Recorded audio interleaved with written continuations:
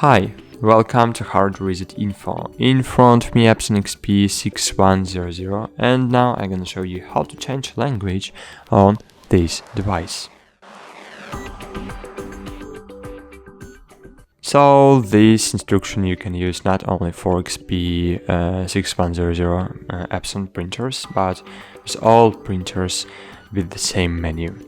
So to do that, you just need to open settings. To open settings, as you can see here, we have square, red square, and when this red square will be on settings square, just click OK.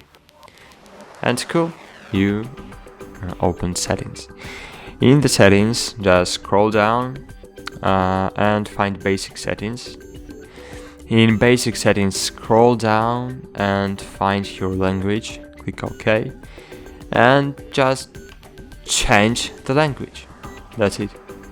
Thanks for watching. Like this video, subscribe to our channel, and bye. See you.